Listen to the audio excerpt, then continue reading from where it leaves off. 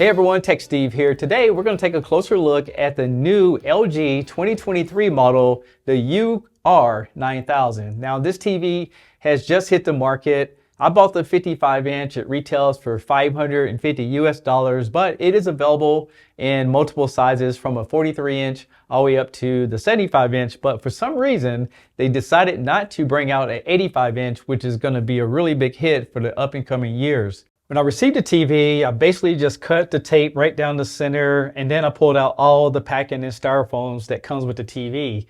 Then I had my assistant Justin to help me take it out of the box, and we set it up on the stand.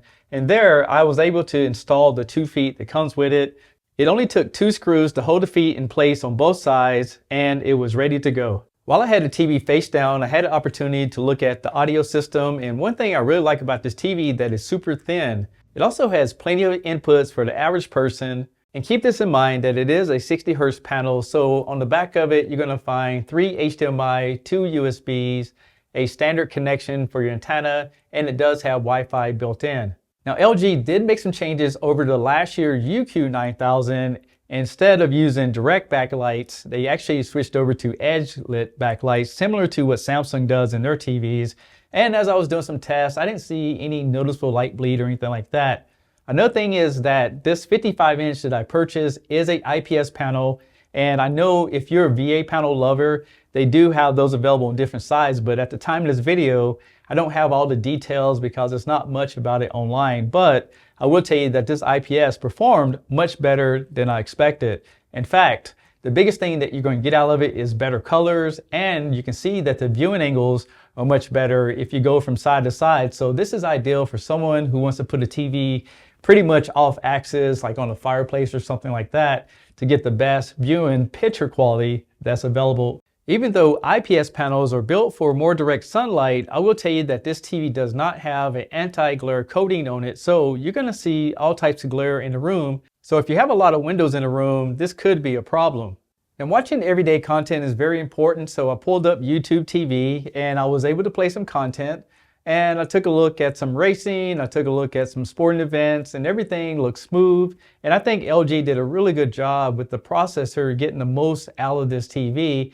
But I will tell you that the menu system still is a little bit laggy, just because I feel like that most companies are using like a mobile chip instead of a real processor like they put in computers. And for you movie lovers out there, I pulled up Doctor Strange on Disney Plus, and I played the action scene, and I was very impressed with how smooth the motion was. I mean, this was a lot of moving back and forth, and everything seems to be very smooth. So again, good job, LG.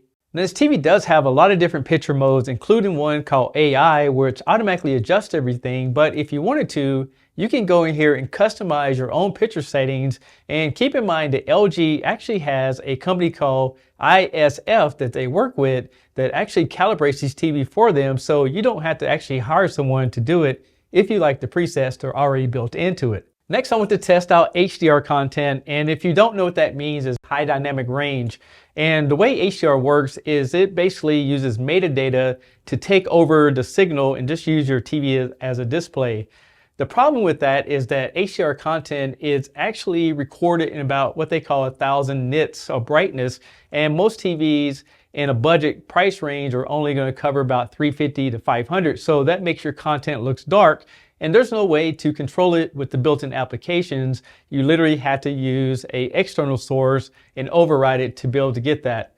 I know it's a lot of information, but with my test in the HDR, I thought it looked good. But again, I thought it would look much better on SDR content as long as you have a really good source. But I would say this is something you can experiment with, but if it's darker, then you know what to do.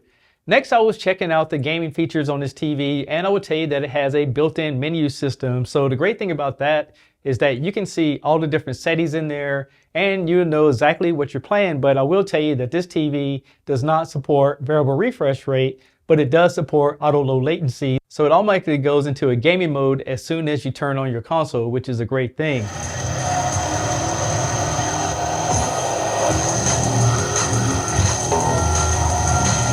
So after playing the Xbox Series X and the PS5 on it, overall, I was happy with the experience. So The thing is that a lot of people want 120 hertz, but if you go look at the market, there's not a lot of games. And if you're a hardcore gamer, you probably need a PC, not a TV, but that's just my opinion. Now let's talk about the remote control changes. First of all, this is a remote from an older LG. And down here, you'll see a Google button.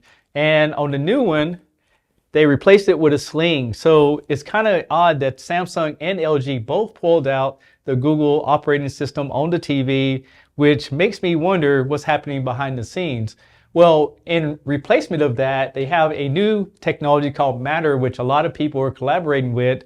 And Matter allows you to use your smart home devices and make everything compatible. So that's a new thing that's coming out, and you will be seeing that a lot more on future TV models. Speaking of this new operating system, you still have the Magic Remote Control, so you do have the pointer on the screen. And when it comes to the new WebOS 23, they did clean up the interface quite a bit.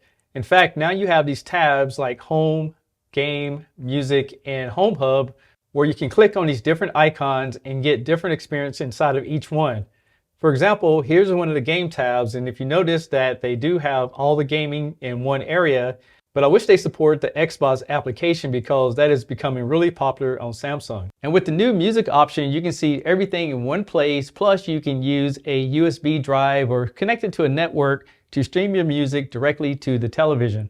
Under the Home Office application, you can now log into your Windows 365. You can control different devices with Chrome, and you can log directly into your Gmail as well as Google Drive and a few other sources. And just like before, you can still watch the LG channels. You can also log into YouTube, Apple TV, and Prime Video and have access to those features. And if you don't have any type of TV service, again, the LG channel is free. And I do like the new sidebar that they put on the side so you can easily access all the different settings in the TV just with one click. So if you've been watching my channel, I'm very honest with you guys about what I see and what I film on these videos, and I want to put it through the test because IPS panels generally have a lot of blooming. So I want to pull that back up and show you guys that I went through all the settings, and no matter what I did, the TV did get brighter on the logos, but it didn't have a lot of blooming. So it seems like LG definitely have dialed this TV in to give you a really good performance. The only issue that I could really find this TV is that when I put a white screen on it, I saw some vignetting in the corner, but it is expected because of the price point of this TV. I did not expect it to be perfect. Before I end this video, I want to let you guys know that this is not sponsored. I purchased this TV with my own funds, so I am not getting sponsored by anyone. And if you go look at it for yourself, you'll see exactly what I'm talking about. My final conclusion on this LG UR9000 is that I do recommend this TV after doing a lot of reviews, especially over the years. I think for $550, LG has been known to be one of the most reliable TVs on the market.